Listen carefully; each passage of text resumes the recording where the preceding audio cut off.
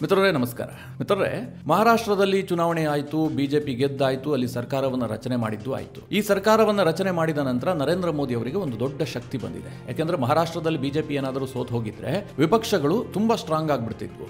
ಅವರಿಗೆ ಲೋಕಸಭೆಯಲ್ಲಿ ಏನು ಒಂದು ಸಣ್ಣ ಎಡ್ಜ್ ಸಿಕ್ಕಿತ್ತಲ್ಲ, ಅದನ್ನ ಮತ್ತೊಂದು ಹಂತಕ್ಕೆ ತೆಗೆದುಕೊಂಡು ಹೋಗ್ತಾ ಇದ್ರು. ಆದ್ರೆ ಬಿಜೆಪಿ ಇದನ್ನು ಅರ್ಥ ಮಾಡಿಕೊಂಡಿತ್ತು, ತುಂಬಾ ಒಳ್ಳೆಯ ತಂತ್ರಗಾರಿಕೆಯನ್ನ ಮಾಡಿ ಮಹಾರಾಷ್ಟ್ರವನ್ನ ಗೆದ್ದುಕೊಳ್ತು, ಹರಿಯಾಣವನ್ನ ಗೆದ್ದುಕೊಳ್ತು. ಜಾರ್ಖಂಡ್ನಲ್ಲಿ ಸ್ವಲ್ಪ ಹಿನ್ನಡೆ ಆಗಿದೆ, ಅದೇನಷ್ಟು ಮಹತ್ವವನ್ನು ಪಡೆದುಕೊಂಡಿಲ್ಲ. ಯಾಕೆಂದ್ರೆ ಅಲ್ಲಿ ಡೈರೆಕ್ಟ್ ಫೈಟ್ ಕಾಂಗ್ರೆಸ್ ಮತ್ತು ಬಿಜೆಪಿ ನಡುವೆ ಇರಲಿಲ್ಲ. ಅಲ್ಲೇನೇ ಇದ್ರೂ ಕೂಡ ಜೆಎಂಎಂ ವರ್ಸಸ್ ಬಿಜೆಪಿ ಇದ್ದ ಕಾರಣದಿಂದಾಗಿ ಅದನ್ನ ಬಿಜೆಪಿ ಅಷ್ಟು ಸೀರಿಯಸ್ ಆಗಿ ಪರಿಗಣಿಸಲಿಲ್ಲ. ಈಗ ಮಿತ್ರರೇ, ದೆಹಲಿ ಸರದಿ 2025 ಫೆಬ್ರವರಿ ತಿಂಗಳಿನಲ್ಲಿ ದೆಹಲಿಯಲ್ಲಿ ಚುನಾವಣೆ ನಡೆಯುತ್ತೆ. ದೆಹಲಿ ವಿಧಾನಸಭಾ ಚುನಾವಣೆ ಬಿಜೆಪಿಗೂ ತೀರಾ ಇಂಪಾರ್ಟೆಂಟ್ ಆಗುತ್ತೆ, ಕಾಂಗ್ರೆಸ್ಗೂ ಕೂಡ ಬಹಳ ಮಹತ್ವವನ್ನು ಪಡೆದುಕೊಳ್ಳುತ್ತೆ, ಜೊತೆಗೆ ಆಮ್ ಆದ್ಮಿ ಪಕ್ಷಕ್ಕೆ. ಅರವಿಂದ್ ಕೇಜ್ರಿವಾಲ್ ಅವರಿಗೆ ಇದು ಮಾಡು ಇಲ್ಲವೇ ಮಡಿ ಅನ್ನುವಂತಹ ಒಂದು ಚುನಾವಣೆ. ಒಂದು ವೇಳೆ ಅರವಿಂದ್ ಕೇಜ್ರಿವಾಲ್ ಏನಾದರೂ ಈ ಚುನಾವಣೆಯನ್ನು ಸೋತಿದ್ದೆ ಆದ್ರೆ ರಾಷ್ಟ್ರ ರಾಜಕಾರಣದಲ್ಲೇ ಅಪ್ರಸ್ತುತರಾಗ್ಬಿಡ್ತಾರೆ. ಹೀಗಾಗಿ ಈ ಬಾರಿಯ ದೆಹಲಿ ವಿಧಾನಸಭಾ ಚುನಾವಣೆ ತೀರಾ ಮಹತ್ವವನ್ನು ಪಡೆದುಕೊಂಡಿದೆ. ಹಾಗೆ ನೋಡೋಕೆ ಹೋದ್ರೆ ಮಿತ್ರರೇ, ದೆಹಲಿ ಏನು ಪೂರ್ಣ ಪ್ರಮಾಣದ ರಾಜ್ಯ ಅಲ್ಲ, ಅದೊಂದು ಕೇಂದ್ರಾಡಳಿತ ಪ್ರದೇಶ. ಅಲ್ಲಿ ವಿಧಾನಸಭೆ ಇದೆ ಅಷ್ಟೇ. ಆ ವಿಧಾನಸಭೆಗೆ ತುಂಬಾ ಪವರ್ ಕೂಡ ಇಲ್ಲ. ಹೀಗಿದ್ರೂ ಕೂಡ ದೆಹಲಿ ಚುನಾವಣೆಗೆ ಯಾಕಷ್ಟು ಮಹತ್ವ ಇದೆ ಕೇಳಿದ್ರೆ, ಯಾಕಂದ್ರೆ ಅದು ರಾಷ್ಟ್ರ ರಾಜಧಾನಿ. ಮಿತ್ರರೇ, ಈ ಸಂದರ್ಭದಲ್ಲಿ ಸಿ ವೋಟರ್ಸ್ ಒಂದು ಸಮೀಕ್ಷೆಯನ್ನ ನಡೆಸಿದೆ. ಸಿ ವೋಟರ್ಸ್ ಇಲ್ಲಿ ಎಕ್ಸಾಕ್ಟ್ ಆಗಿ ನಂಬರ್ ಹೇಳಿಲ್ಲ, ಅಂದ್ರೆ ಬಿಜೆಪಿ ಅವರು ಇಷ್ಟು ಗೆಲ್ತಾರೆ, ಆಮ್ ಆದ್ಮಿ ಅವರು ಇಷ್ಟು ಗೆಲ್ತಾರೆ, ಕಾಂಗ್ರೆಸ್ನವರು ಇಷ್ಟು ಗೆಲ್ತಾರೆ, ಹೀಗೆ ಹೇಳಿಲ್ಲ. ಅವರು ಕೆಲವೊಂದಷ್ಟು ಪ್ರಶ್ನೆಗಳನ್ನ ದೆಹಲಿಯ ಮತದಾರರಿಗೆ ಕೇಳಿದ್ರು. ಈ ಸಂದರ್ಭದಲ್ಲಿ ಚುನಾವಣೆ ಆದ್ರೆ ನೀವು ಯಾವ ವಿಚಾರಗಳನ್ನು ಆಧರಿಸಿ ಮತದಾನ ಮಾಡ್ತೀರಿ, ಯಾರ ಪರವಾಗಿ ನಿಮ್ಮ ಒಲವಿದೆ, ಹೀಗೆಲ್ಲ ಕೆಲವೊಂದಷ್ಟು ಪ್ರಶ್ನೆಗಳನ್ನ ಕೇಳಿದ್ರು. ಅದಕ್ಕೆ ದೆಹಲಿಯ ಜನ ಉತ್ತರಿಸಿದಾರಲ್ಲ, ಇದರಿಂದ ನಮಗೆ ಬಹಳ ಸ್ಪಷ್ಟವಾಗಿ ಒಂದು ಗೊತ್ತಾಗುತ್ತೆ, ಈ ಬಾರಿ ಯಾರಿಗೆ ಎಡ್ಜ್ ಇದೆ, ಯಾರು ಗೆಲ್ಲುವ ಫೇವರೇಟ್, ಯಾರ ನಡುವೆ ಫೈಟ್ ಇದೆ, ಇದರ ಬಗ್ಗೆ ಒಂದು ಸ್ಪಷ್ಟವಾದಂತಹ ಚಿತ್ರಣ ಸಿಗುತ್ತೆ. ಈ ವಿಡಿಯೋದಲ್ಲಿ ಈ ಸಿ ವೋಟರ್ಸ್ ದೆಹಲಿಯಲ್ಲಿ ನಡೆಸಿದಂತಹ ಈ ಸಮೀಕ್ಷೆಯ ಬಗ್ಗೆ ನಿಮಗೆ ಡೀಟೇಲ್ ಆಗಿ ಮಾಹಿತಿ ಕೊಡ್ತೀನಿ. ತುಂಬಾ ಇಂಟ್ರೆಸ್ಟಿಂಗ್ ವಿಚಾರಗಳಿದಾವೆ, ನೀವು ಕೊನೆವರೆಗೂ ಮಿಸ್ ಮಾಡದೆ ನೋಡಿ. ಮೊದಲನೇದಾಗಿ ಸಿ ವೋಟರ್ಸ್ ದೆಹಲಿಯ ಜನತೆಗೆ ಕೇಳದಂತಹ ಪ್ರಶ್ನೆ ಏನು ಕೇಳಿದ್ರೆ, ಮಹಾರಾಷ್ಟ್ರ ಮತ್ತು ಹರಿಯಾಣದ ಫಲಿತಾಂಶ ದೆಹಲಿ ಚುನಾವಣೆಯ ಮೇಲೆ ಪ್ರಭಾವ ಬೀರುತ್ತಾ, ಈ ಪ್ರಶ್ನೆಯನ್ನು ಕೇಳಲಾಗಿತ್ತು. ಈ ಪ್ರಶ್ನೆಗೆ 47% ಜನ ಎಸ್ ಅಂತ ಉತ್ತರ ಕೊಟ್ಟಿದ್ದಾರೆ. ಹೌದು, ಪರಿಣಾಮ ಬೀರುತ್ತೆ, ಆ ಎರಡೂ ಚುನಾವಣೆಯ ಫಲಿತಾಂಶದ ಪ್ರಭಾವ ದೆಹಲಿಯ ಮೇಲೆ ಆಗತ್ತೆ ಅಂತ. 18% ಜನ ಆದ್ರೂ ಆಗಬಹುದು ಪರಿಣಾಮ, ಇಲ್ದೇನೂ ಇರಬಹುದು, ಆ ರೀತಿಯಾದಂತಹ ಒಂದು ಉತ್ತರ ಕೊಟ್ಟಿದ್ದಾರೆ. ಇದು ಅಡ್ಡಗೋಡೆಯ ಮೇಲೆ ದೀಪ ಇಡುವಂತಹ ಉತ್ತರ 18% ಜನರದ್ದು. ಹಾಗೆ ನೋ, ಯಾವುದೇ ರೀತಿಯಲ್ಲೂ ಪರಿಣಾಮ ಬೀರೋದಿಲ್ಲ ಅಂತ 21% ಜನ ಹೇಳಿದ್ದಾರೆ. ಓವರ್ ಆಲ್ ನೋಡೋದಾದ್ರೆ 50% ಗಿಂತ ಜಾಸ್ತಿ ಪರಿಣಾಮ ಬೀರುತ್ತೆ ಅಂತ ಹೇಳುವಂತಹ 47%, ಮೇ ಬಿ ಅಂತ ಹೇಳುವಂತಹ 18%. ದೆಹಲಿಯಲ್ಲಿ ದೊಡ್ಡ ಪ್ರಮಾಣದ ಜನ ಏನು ಅಭಿಪ್ರಾಯ ಪಡ್ತಾ ಇದ್ದಾರೆ, ಆ ಎರಡೂ ರಾಜ್ಯಗಳ ಚುನಾವಣೆ ದೆಹಲಿ ಫಲಿತಾಂಶದ ಮೇಲೆ ಪ್ರಭಾವ ಬೀರುತ್ತೆ ಹೀಗಂತ ಅಭಿಪ್ರಾಯ ಪಡ್ತಾ ಇದ್ದಾರೆ. ಹಾಗೆ ಇನ್ನೊಂದು ಪ್ರಶ್ನೆಯನ್ನ ಇದಕ್ಕೆ ಸಂಬಂಧಪಟ್ಟಂತೆ ಕೇಳಲಾಗಿತ್ತು. ಅದೇನು ಕೇಳಿದ್ರೆ, ಮಹಾರಾಷ್ಟ್ರ ಹರಿಯಾಣದ ಗೆಲುವು ಬಿಜೆಪಿಗೆ ಶಕ್ತಿ ಕೊಟ್ಟಿದ್ಯಾ, ಈ ಶಕ್ತಿ ದೆಹಲಿ ಚುನಾವಣೆಯಲ್ಲಿ ಬಿಜೆಪಿಗೆ ವರ್ಕೌಟ್ ಆಗುತ್ತಾ, ಈ ರೀತಿಯಾಗಿ ಒಂದು ಪ್ರಶ್ನೆ ಕೇಳಲಾಗಿತ್ತು. ಅದಕ್ಕೂ ಕೂಡ 47% ಜನ ಹೌದು, ಬಿಜೆಪಿಗೆ ಶಕ್ತಿ ಕೊಟ್ಟಿದೆ, ಬಿಜೆಪಿ ಇದರಿಂದ ದೆಹಲಿಯನ್ನ ಗೆಲ್ಲುವಂತ ಸಾಧ್ಯತೆ ಇದೆ ಅಂತ ಅಭಿಪ್ರಾಯ ವ್ಯಕ್ತಪಡಿಸಿದ್ದಾರೆ. 19% ಜನ ಹೌದು, ಇದ್ರೂ ಇರಬಹುದು ಹೀಗಂತ ಅಭಿಪ್ರಾಯ ಪಟ್ಟಿದ್ದಾರೆ. ಆ ಎರಡು ಚುನಾವಣೆ ಯಾವುದೇ ರೀತಿಯಲ್ಲೂ ಬಿಜೆಪಿಯ ಸ್ಟ್ರೆಂತ್ ಅನ್ನು ಹೆಚ್ಚು ಮಾಡಿಲ್ಲ ಅಂತ ಹೇಳಿ 28% ಜನ ಅಭಿಪ್ರಾಯ ಪಟ್ಟಿದ್ದಾರೆ. ಅಲ್ಲಿಗೆ ಮಿತ್ರರೇ, ಒಂದನ್ನ ಗಮನಿಸಿ, ಈ ಎರಡೂ ಪ್ರಶ್ನೆಗಳಲ್ಲೂ ಕೂಡ ಹೆಚ್ಚಿನ ಜನ ಬಿಜೆಪಿಯ ಪರವಾಗಿ ಅಭಿಪ್ರಾಯ ವ್ಯಕ್ತಪಡಿಸಿದ್ದಾರೆ. ಆ ಎರಡೂ ಚುನಾವಣೆಗಳು ಕೂಡ ದೆಹಲಿಯ ಚುನಾವಣೆಯ ಮೇಲೆ ಪರಿಣಾಮ ಬೀರುತ್ತೆ ಅಂತ, ಹಾಗೆ ದೆಹಲಿಯಲ್ಲಿ ಬಿಜೆಪಿಯ ಶಕ್ತಿಯನ್ನ ಹೆಚ್ಚಿಸಿದೆ ಅಂತ. ಹಾಗೆ ಇನ್ನೊಂದು ಪ್ರಶ್ನೆಯನ್ನ ಕೇಳಲಾಗಿದೆ. ಈಗ ಮಹಾರಾಷ್ಟ್ರದಲ್ಲಿ ಲಾಡ್ಕಿ ಬೆಹನಾ ಸ್ಕೀಮ್ ಅನ್ನ ಬಿಜೆಪಿ ಘೋಷಣೆ ಮಾಡಿತ್ತು. ಅಂದ್ರೆ ಚುನಾವಣೆಗೆ ಮುಂಚೆ ಅವರು ಘೋಷಣೆ ಮಾಡಿದ್ರು, ಜನರಿಗೆ ಆ ದುಡ್ಡು ತಲುಪಿತ್ತು. ಇತ್ತ ಕಡೆಯಲ್ಲಿ ಕಾಂಗ್ರೆಸ್ ಏನ್ ಮಾಡಿತ್ತು, 5 ಗ್ಯಾರಂಟಿಯನ್ನು ಕೊಟ್ಟಿತ್ತು. ನಾವು ಪ್ರತಿ ತಿಂಗಳು ಮಹಿಳೆಯರಿಗೆ 3,000 ರೂಪಾಯಿ ಕೊಡ್ತೀವಿ ಅಂತ ಘೋಷಣೆ ಮಾಡಿದ್ರು. ಈಗ ದೆಹಲಿಯಲ್ಲೂ ಕೂಡ ಆಮ್ ಆದ್ಮಿ ಪಕ್ಷ ಅಂತಹದೇ ಕೆಲವೊಂದಷ್ಟು ಸ್ಕೀಮ್ಗಳನ್ನ ಜನರಿಗೆ ಕೊಡ್ತಾ ಇದೆ. ಒಂದು ವೇಳೆ ದೆಹಲಿಯಲ್ಲಿ ಫ್ರೀ ಬೀಸ್ ಅನ್ನ ಕೊಟ್ಟಿದ್ದೆ ಆದ್ರೆ, ಅಂದ್ರೆ ಕರ್ನಾಟಕದ ಭಾಷೆಯಲ್ಲಿ ಹೇಳಬೇಕು ಅಂತಂದ್ರೆ ಗ್ಯಾರಂಟಿ ಯೋಜನೆಗಳನ್ನ ಕೊಟ್ಟಿದ್ದೆ ಆದ್ರೆ, ಅದು ಮಹಿಳೆಯರ ವೋಟ್ ಅನ್ನ ಶಿಫ್ಟ್ ಮಾಡುತ್ತಾ, ಅಂದ್ರೆ ಬಿಜೆಪಿನೂ ಫ್ರೀ ಬೀಸ್ ಕೊಡುವಂತದ್ದು, ಆಮ್ ಆದ್ಮಿ ಪಕ್ಷ ಇನ್ನೊಂದಷ್ಟು ಫ್ರೀ ಬೀಸ್ ಅನ್ನ ಕೊಡುವಂತದ್ದು. ನೀವು ಇದನ್ನ ಹೇಗೆ ಅರ್ಥ ಮಾಡ್ಕೊಳ್ಬಹುದು ಅಂತಂದ್ರೆ, ದೆಹಲಿಯಲ್ಲಿ ಗ್ಯಾರಂಟಿ ವರ್ಕೌಟ್ ಆಗುತ್ತಾ ಅಂತ ಒಂದು ಪ್ರಶ್ನೆ ಕೇಳಲಾಗಿದೆ. ಅದಕ್ಕೆ 54% ಜನ ಎಸ್ ಅಂತ ಅಭಿಪ್ರಾಯ ಪಟ್ಟಿದ್ದಾರೆ. ಹೌದು, ದೆಹಲಿಯಲ್ಲಿ ಗ್ಯಾರಂಟಿ ಕೊಟ್ಟಿದ್ದೆ ಆದ್ರೆ ಅದು ಚುನಾವಣೆಯಲ್ಲಿ ಮತವಾಗಿ ಕನ್ವರ್ಟ್ ಆಗುತ್ತೆ ಅಂತ 54% ಜನ ಅಭಿಪ್ರಾಯ ಪಟ್ಟಿದ್ದಾರೆ. ಹಾಗೆ ನೋ, ಯಾವುದೇ ರೀತಿಯಲ್ಲೂ ಪ್ರಭಾವ ಬೀರೋದಿಲ್ಲ, ಅಂತಹ ಫ್ರೀ ಬೀಸ್ಗೆ ಜಾಗ ಇಲ್ಲ ಅಂತ 19% ಜನ ಅಭಿಪ್ರಾಯ ಪಟ್ಟಿದ್ದಾರೆ. ನನಗನ್ಸುತ್ತೆ ಇವರು ನಿಜವಾದ ಈ ದೇಶದ ಪ್ರಜೆಗಳು, ಫ್ರೀ ಬೀಸ್ ನೋಡಿ ವೋಟ್ ಹಾಕೋದಿಲ್ಲ, ಈ ಸಿದ್ಧಾಂತಕ್ಕೆ ಬದ್ಧರಾದಂತಹ 19% ಜನ ದೆಹಲಿಯಲ್ಲಿದ್ದಾರೆ. ಗೊತ್ತಿಲ್ಲಪ್ಪ, ಇದು ಪರಿಣಾಮ ಬೀರಿದ್ರೂ ಬೀರಬಹುದು, ಬೀರದೇ ಇದ್ರೂ ಇರಬಹುದು ಹೀಗಂತ ಹೇಳುವಂತವರ ಸಂಖ್ಯೆ 27% ಇದೆ. ಅಂದ್ರೆ ಒಂದನ್ನ ಯೋಚನೆ ಮಾಡಿ, ದೆಹಲಿಯ ಜನ ಕೂಡ ಫ್ರೀ ಬೀಸ್ ಬಗ್ಗೆ ಯೋಚನೆ ಮಾಡ್ತಾ ಇದ್ದಾರೆ. ಯಾರು ಬೆಟರ್ ಆಫರ್ ಕೊಡ್ತಾರೋ ಅವರಿಗೆ ವೋಟ್ ಹಾಕ್ತೀವಿ ಅಂತ ಹೇಳುವಂತವರ ಸಂಖ್ಯೆ ಜಾಸ್ತಿ ಇದೆ. ಇದು ತುಂಬಾ ಇಂಪಾರ್ಟೆಂಟ್ ಆಗುತ್ತೆ. ಹಾಗೆ ಮಹಾರಾಷ್ಟ್ರ ಚುನಾವಣೆಯಲ್ಲಿ ದೊಡ್ಡದಾಗಿ ಚರ್ಚೆ ಆದಂತಹ ವಿಚಾರ ಏನು, ನರೇಂದ್ರ ಮೋದಿ ಅವರ ಏಕ್ ಹೇ ತೋ ಸೇಫ್ ಹೇ, ಹಾಗೆ ಯೋಗಿ ಆದಿತ್ಯನಾಥ್ ಅವರ ಬಟೆಂಗೆ ತೋ ಕಟೆಂಗೆ ಇದು ಬಹಳ ಸದ್ದು ಮಾಡಿತ್ತು. ಫೈನಲಿ ಅದು ವರ್ಕೌಟ್ ಆಯಿತು ಕೂಡ. ಹಿಂದೂಗಳು ಒಗ್ಗಟ್ಟಾಗಿ ವೋಟ್ ಮಾಡಿರೋದು ಮಹಾರಾಷ್ಟ್ರದಲ್ಲಿ ಕಂಡು ಬಂತು. ದೆಹಲಿಯಲ್ಲೂ ಕೂಡ ಇದು ವರ್ಕೌಟ್ ಆಗುತ್ತಾ? ಈ ಎರಡು ಸ್ಲೋಗನ್ಗೆ ದೆಹಲಿಯಲ್ಲಿ ಜಾಗ ಇದೆಯಾ ಅಂತ ಒಂದು ಪ್ರಶ್ನೆ ಕೇಳಲಾಗಿತ್ತು. ಅದಕ್ಕೆ 54% ಜನ ಎಸ್ ಅಂತ ಉತ್ತರ ಕೊಟ್ಟಿದ್ದಾರೆ. ಹೌದು, ಹಿಂದೂಗಳು ಒಗ್ಗಟ್ಟಾಗಿ ವೋಟ್ ಹಾಕ್ತಾರೆ, ಬಟೆಂಗೆ ತೋ ಕಟೆಂಗೆ ಏಕ್ ಹೇ ತೋ ಸೇಫ್ ಹೇ ದೆಹಲಿಯಲ್ಲಿ ವರ್ಕೌಟ್ ಆಗುತ್ತೆ ಅಂತ 54% ಜನ. ಇದು ಬಿಜೆಪಿಗೆ ದೊಡ್ಡ ಶಕ್ತಿಯನ್ನು ಕೊಡುತ್ತೆ. ಜನ ಅದನ್ನ ಇಷ್ಟಪಟ್ಟಿದ್ದಾರೆ ಅಂತ ಗೊತ್ತಾಗ್ತಾ ಇದೆ. ಹಾಗೆ 19% ಜನ ಸ್ವಲ್ಪ ವರ್ಕೌಟ್ ಆಗುತ್ತೆ ಅಂತ ಹೇಳ್ತಾ ಇದ್ದಾರೆ. ಅಲ್ಲಿಗೆ ನೋಡಿ, ವರ್ಕೌಟ್ ಆಗುತ್ತೆ ಅಂತ ಹೇಳ್ತಿರುವವರು 54% ಜನ, ಸ್ವಲ್ಪ ವರ್ಕೌಟ್ ಆಗುತ್ತೆ ಅಂತ ಹೇಳ್ತಿರೋರು 19% ಜನ. ಇವೆರಡನ್ನ ಸೇರಿಸಿದ್ರೆ ಪರ್ಸೆಂಟೇಜ್ ಎಷ್ಟಾಗುತ್ತೆ? ಇಲ್ಲಪ್ಪ, ಯಾವುದೇ ರೀತಿಯಲ್ಲೂ ಬಟೆಂಗೆ ತೋ ಕಟೆಂಗೆನೂ ವರ್ಕೌಟ್ ಆಗೋದಿಲ್ಲ, ಏಕ್ ಹೇ ತೋ ಸೇಫ್ ಹೇಗೂ ಕೂಡ ನಾವು ಮತ ಕೊಡೋದಿಲ್ಲ, ಇದಕ್ಕೆ ದೆಹಲಿಯಲ್ಲಿ ಜಾಗ ಇಲ್ಲ ಅಂತ ಹೇಳುವಂತವರ ಸಂಖ್ಯೆ ಕೇವಲ 22% ಇದೆ. ಇದು ಆಮ್ ಆದ್ಮಿ ಪಕ್ಷ ಅಥವಾ ಕಾಂಗ್ರೆಸ್ ವೋಟರ್ಸ್ ಆಗಿರ್ತಾರೆ. ಹಾಗೆ ಇನ್ನೊಂದು ಪ್ರಮುಖ ಪ್ರಶ್ನೆಯನ್ನು ಕೇಳಲಾಗಿತ್ತು. ಈ ಬಾರಿ ದೆಹಲಿಯಲ್ಲಿ ಲೋಕಲ್ ಇಶ್ಯೂಗಳು ಹೆಚ್ಚು ಸದ್ದು ಮಾಡ್ತವ ಅಥವಾ ರಾಷ್ಟ್ರೀಯ ಇಶ್ಯೂಗಳು ಹೆಚ್ಚು ಸದ್ದು ಮಾಡ್ತವ? ಉದಾಹರಣೆಗೆ ದೆಹಲಿಯ ಪೊಲ್ಯೂಷನ್ ಪ್ರಾಬ್ಲಮ್, ವಾಟರ್ ಪ್ರಾಬ್ಲಮ್, ಉದ್ಯೋಗದ ಸಮಸ್ಯೆ, ಈ ವಿಚಾರಗಳು ಹೆಚ್ಚು ಪ್ರಾಮುಖ್ಯತೆಯನ್ನು ಪಡೆದುಕೊಳ್ತವ ಅಥವಾ ರಾಷ್ಟ್ರೀಯ ವಿಚಾರಗಳೇನಿದಾವೆ ಅದು ವಕಫ್ನ ವಿಚಾರಗಳಿರಬಹುದು ಅಥವಾ ಕೇಂದ್ರ ಸರ್ಕಾರ ಯಾವುದೋ ಒಂದು ರಾಷ್ಟ್ರ ಮಟ್ಟದ ವಿಚಾರವನ್ನು ಇಟ್ಟುಕೊಂಡು ಚುನಾವಣೆಯನ್ನು ಎದುರಿಸಿದ್ದೆ ಆದ್ರೆ ಅದು ಹೆಚ್ಚು ಪ್ರಭಾವ ಬೀರುತ್ತಾ ಕೇಳಿದ್ರೆ 44% ಜನ ಲೋಕಲ್ ಇಶ್ಯೂಗಳೇ ಹೆಚ್ಚು ಪ್ರಾಮುಖ್ಯತೆಯನ್ನು ಪಡೆದುಕೊಳ್ಳುತ್ತೆ ಅಂತ ಅಭಿಪ್ರಾಯಪಟ್ಟಿದ್ದಾರೆ. ಇದು ತುಂಬಾ ಇಂಪಾರ್ಟೆಂಟ್ ವಿಚಾರ. ದೆಹಲಿಯಲ್ಲಿ ನೀವು ರಾಷ್ಟ್ರೀಯ ವಿಚಾರಗಳನ್ನು ಇಟ್ಟುಕೊಂಡು ಚುನಾವಣೆಯನ್ನು ಎದುರಿಸಿದ್ರೆ ನಾವು ಮತ ಹಾಕೋದಿಲ್ಲ. ನಮಗೆ ಲೋಕಲ್ ಸಾಕಷ್ಟು ಸಮಸ್ಯೆ ಇದೆ. ಪೊಲ್ಯೂಷನ್ ವಿಚಾರ ನಿಮಗೆಲ್ಲ ಗೊತ್ತು. ದೆಹಲಿ ಯಾವ ರೀತಿಯಾಗಿ ಗ್ಯಾಸ್ ಚೇಂಬರ್ ಆಗಿದೆ ಅಂತ ಇಡೀ ವಿಶ್ವ ನೋಡ್ತಾ ಇದೆ. ದೆಹಲಿಗೊಂದು ಕಪ್ಪು ಚುಕ್ಕೆ ಅದು. ಆ ವಿಚಾರ ಈ ಬಾರಿಯ ಚುನಾವಣೆಯಲ್ಲಿ ಹೆಚ್ಚು ಪ್ರಸ್ತಾಪ ಆಗುತ್ತೆ. ಹಾಗೆ ಲೋಕಲ್ ಇಶ್ಯೂಗಳು ಯಾವುದೇ ರೀತಿಯಲ್ಲೂ ಪ್ರಭಾವ ಬೀರೋದಿಲ್ಲ ಅಂತ 16% ಜನ ಹೇಳ್ತಾ ಇದ್ದಾರೆ. ಸ್ವಲ್ಪ ಮಟ್ಟದಲ್ಲಿ ಪ್ರಭಾವ ಬೀರಬಹುದು ಅಂತ 28% ಜನ ಹೇಳ್ತಾ ಇದ್ದಾರೆ. ಇನ್ನು ಈ ಸಿ ವೋಟರ್ ಸಮೀಕ್ಷೆಯಲ್ಲಿ ಇನ್ನೊಂದು ಪ್ರಶ್ನೆಯನ್ನು ಕೇಳಲಾಗಿದೆ. ಅದೇನು ಕೇಳಿದ್ರೆ, ಜಾರ್ಖಂಡ್ನಲ್ಲಿ ಹೇಮಂತ್ ಸೊರೇನ್ಗೆ ಅವರನ್ನು ಅರೆಸ್ಟ್ ಮಾಡಿರುವಂತಹ ವಿಚಾರ ಚುನಾವಣಾ ವಿಚಾರವಾಗಿ ಪರಿವರ್ತನೆ ಆಯಿತು. ಅಂದ್ರೆ ಅವರ ಬಗ್ಗೆ ಒಂದು ಅನುಕಂಪ ಹುಟ್ಟುಕೊಳ್ತು. ಜಾರ್ಖಂಡ್ನಲ್ಲಿ ಹೇಮಂತ್ ಸೊರೇನ್ ಅವರು ಮುಖ್ಯಮಂತ್ರಿ ಆಗಿದ್ರು, ಅವರನ್ನು ರಾಜಕೀಯ ದ್ವೇಷದಿಂದ ಬಂಧಿಸಲಾಗಿತ್ತು ಹೀಗಂತ JMM ಆರೋಪ ಮಾಡಿತು. ಅದಕ್ಕೆ ಜನ ಕೂಡ ಮನ್ನಣೆಯನ್ನು ಕೊಟ್ಟರು, ಬಿಜೆಪಿಯನ್ನ ಸೋಲಿಸಿಬಿಟ್ರು. ಇದೇ ರೀತಿಯಾಗಿ ದೆಹಲಿಯಲ್ಲೂ ಕೂಡ ಅರವಿಂದ್ ಕೇಜ್ರಿವಾಲ್ ಬಗ್ಗೆ ಅನುಕಂಪ ಇದೆಯಾ?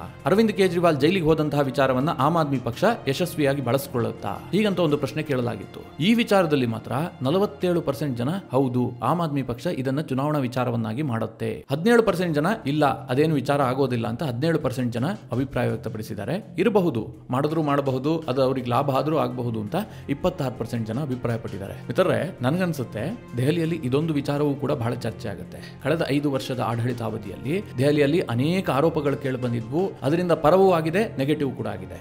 ಕೇಜ್ರಿವಾಲ್ ಅವರ ಮೇಲೆ ದುರುದ್ದೇಶಪೂರ್ವಕವಾಗಿ ಪ್ರಕರಣಗಳನ್ನು ಹೊರಿಸಲಾಗಿದೆ ಅಂತ ಕೆಲವರಿಗೆ ಅನಿಸ್ತಾ ಇದೆ. ಕೇಂದ್ರ ಸರ್ಕಾರ ಆ ರೀತಿಯಾಗಿ ಮಾಡಿತು ಅಂತ. ಇನ್ನು ಕೆಲವರ ಅಭಿಪ್ರಾಯ ಏನು ಕೇಳಿದ್ರೆ, ದೆಹಲಿಯಲ್ಲಿ ಲಾ ಅಂಡ್ ಆರ್ಡರ್ ಅನ್ನು ನೋಡಿಕೊಳ್ಳುವಂತದ್ದು ಅಮಿತ್ ಶಾ, ದೆಹಲಿಯ ಪೊಲೀಸ್ ಇರುವಂತದ್ದು ಗೃಹ ಇಲಾಖೆ ಅಂಡರ್ನಲ್ಲಿ. ಹೀಗಾಗಿ ಅವರು ತನ್ನ ಪೊಲೀಸ್ ಅನ್ನು ಬಳಸಿಕೊಂಡು ದೆಹಲಿಯಲ್ಲಿ ಅನಗತ್ಯವಾಗಿ ಕೇಜ್ರಿವಾಲ್ ಸರ್ಕಾರವನ್ನು ಅಸ್ಥಿರಗೊಳಿಸುವುದಕ್ಕೆ ಪ್ರಯತ್ನ ಮಾಡಿದ್ದಾರೆ. ಹೀಗೊಂದು ಆರೋಪವೂ ಕೂಡ ಅನೇಕರು ಮಾಡ್ತಾರೆ. ಇದು ಕೂಡ ಚುನಾವಣೆಯಲ್ಲಿ ಪರಿಣಾಮ ಬೀರೇ ಬೀರುತ್ತೆ. ಇದೆಲ್ಲದರ ಜೊತೆಗೆ ಆಮ್ ಆದ್ಮಿ ಪಕ್ಷದೊಂದಿಗೆ ನಿಕಟವಾಗಿ ಸಂಪರ್ಕ ಇರುವಂತಹ ಕೆಲ ನಾಯಕರು ಈ ಬಾರಿ ಆಮ್ ಆದ್ಮಿ ಪಕ್ಷಕ್ಕೆ ಅಷ್ಟು ಸುಲಭ ಇಲ್ಲ ಅಂತ ಅಭಿಪ್ರಾಯ ವ್ಯಕ್ತಪಡಿಸ್ತಾ ಇದ್ದಾರೆ. ಅದರಲ್ಲಿ ಮುಖ್ಯವಾಗಿ ಅಶುತೋಷ್, ಈ ಹಿಂದೆ ಆಮ್ ಆದ್ಮಿ ಪಕ್ಷದ ವಕ್ತಾರರಾಗಿದ್ರು, ಅರವಿಂದ್ ಕೇಜ್ರಿವಾಲ್ ಅವರ ರೈಟ್ ಹ್ಯಾಂಡ್ ಆಗಿದ್ರು. ಈಗ ಅವರು ಪಕ್ಷದಿಂದ ಹೊರಗೆ ಬಂದಿದ್ದಾರೆ ಭಿನ್ನಮತಗಳ ಕಾರಣದಿಂದಾಗಿ. ಅವರೊಂದು ಪ್ರಾಮಾಣಿಕ ಅಭಿಪ್ರಾಯವನ್ನು ವ್ಯಕ್ತಪಡಿಸಿದ್ದಾರೆ. ದೆಹಲಿಯಲ್ಲಿ ಆಮ್ ಆದ್ಮಿ ಪಕ್ಷವನ್ನ ಕಂಪ್ಲೀಟ್ ಆಗಿ ಇರೈಸ್ ಮಾಡೋದಕ್ಕೆ ಸಾಧ್ಯ ಇಲ್ಲ, ಅಂದ್ರೆ ಅವರನ್ನ ಬದಿಗಿಟ್ಟು ನೀವು ಚುನಾವಣೆಯನ್ನು ನಡೆಸೋದಕ್ಕೆ ಸಾಧ್ಯ ಇಲ್ಲ.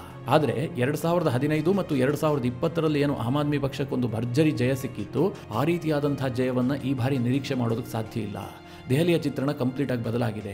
ಮುಖ್ಯವಾಗಿ ಭ್ರಷ್ಟಾಚಾರದ ಆರೋಪಗಳು ಕೇಜ್ರಿವಾಲ್ ಅವರ ಇಮೇಜ್ ಅನ್ನು ಕುಗ್ಗಿಸಿದೆ. ಹೀಗಂತ ಅಶುತೋಷ್ ಒಂದು ಪ್ರಾಮಾಣಿಕ ಅಭಿಪ್ರಾಯವನ್ನು ವ್ಯಕ್ತಪಡಿಸಿದ್ದಾರೆ. ಇದು ನಿಜವೂ ಕೂಡ ಮಿತ್ರರೇ. ಯಾಕೆ ಗೊತ್ತಾ, ದೆಹಲಿಯಲ್ಲಿ ಅರವಿಂದ್ ಕೇಜ್ರಿವಾಲ್ ತುಂಬಾ ಪಾಪ್ಯುಲರ್ ಲೀಡರ್, ಅದ್ರ ಬಗ್ಗೆ ಯಾವುದೇ ಡೌಟ್ ಇಲ್ಲ. ನೀವು ಅದು ಹೇಗೆ ಗೊತ್ತಾಗುತ್ತೆ ಕೇಳಿದ್ರೆ, 2014ರ ಲೋಕಸಭಾ ಚುನಾವಣೆ ನಡೆಯುತ್ತೆ. ಆ ಸಂದರ್ಭದಲ್ಲಿ ಬಿಜೆಪಿ 7ಕ್ಕೆ 7 ಸೀಟನ್ನು ಗೆದ್ದುಕೊಳ್ಳುತ್ತೆ, 46% ವೋಟ್ ಶೇರ್ ಅನ್ನು ಪಡೆದಿರುತ್ತೆ.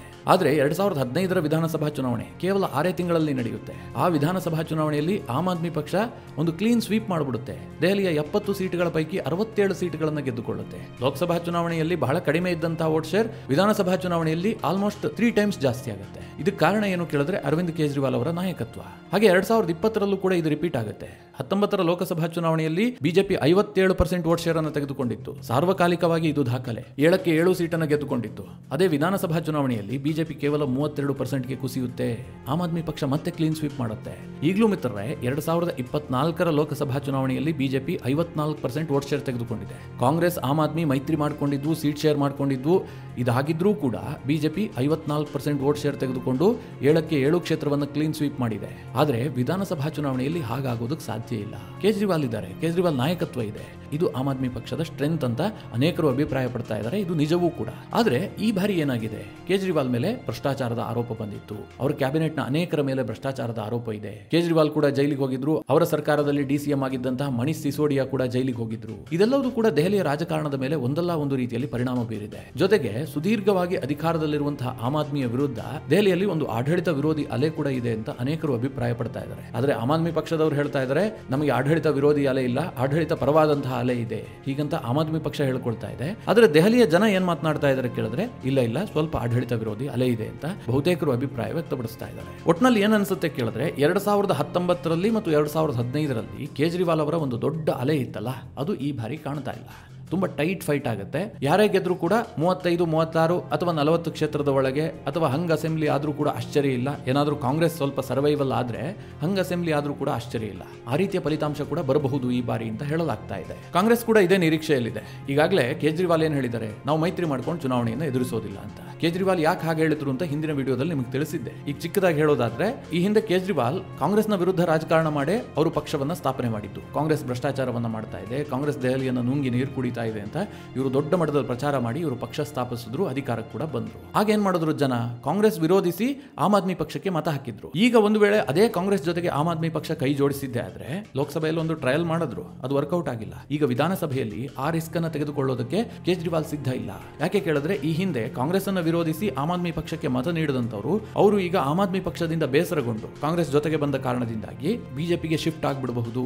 ಇದು ಬಿಜೆಪಿಗೆ ಲಾಭ ತರುತ್ತೆ ಅಂತ ಕೇಜ್ರಿವಾಲ್ ಅನಿಸ್ತಾ ಇದೆ. ಹೀಗಾಗಿ ನಮ್ಗೆ ಯಾವುದೇ ಮೈತ್ರಿ ಬೇಡ ಅಂತ ಕೇಜ್ರಿವಾಲ್ ನಿರ್ಧಾರ ಮಾಡಿದ್ದಾರೆ. ಅವರು ಏಕಾಂಗಿಯಾಗಿ ಸ್ಪರ್ಧೆ ಮಾಡ್ತಾ ಇದ್ದಾರೆ. ಇನ್ನು ಬಿಜೆಪಿಯ ದೊಡ್ಡ ಡ್ರಾಬ್ಯಾಕ್ ಏನು ಗೊತ್ತಾ, ಅವರ ದೊಡ್ಡ ಹಿನ್ನಡೆ, ಅವರಿಗಿರುವಂತಹ ದೊಡ್ಡ ಕೊರತೆ ಏನು ಕೇಳಿದ್ರೆ ನಾಯಕತ್ವದ ಕೊರತೆ.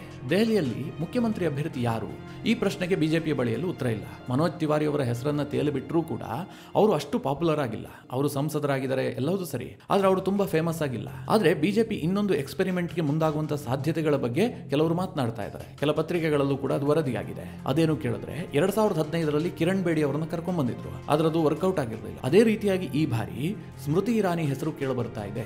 ಸ್ಮೃತಿ ಇರಾನಿ ಈಗಾಗಲೇ ಉತ್ತರ ಪ್ರದೇಶದಲ್ಲಿ ಚುನಾವಣೆ ಸೋತಿದ್ದಾರೆ. ಅವರನ್ನು ದೆಹಲಿಗೆ ಕರೆದುಕೊಂಡು ಬಂದು ಅವರ ನೇತೃತ್ವದಲ್ಲಿ ಚುನಾವಣೆಯಿಂದ ಎದುರಿಸುವಂತದ್ದು. ದೆಹಲಿಯ ಮತದಾರರು ಸ್ವಲ್ಪ ಈ ಮಹಿಳಾ ಮುಖ್ಯಮಂತ್ರಿಯನ್ನು ಹೆಚ್ಚು ಇಷ್ಟಪಡ್ತಾರೆ. ಸ್ಮೃತಿ ಇರಾನಿಗೆ ಒಂದು ಚರಿಷ್ಮಾ ಇದೆ, ಅವರು ತುಂಬಾ ಪಾಪ್ಯುಲರ್ ಲೀಡರ್ ಇದ್ದಾರೆ.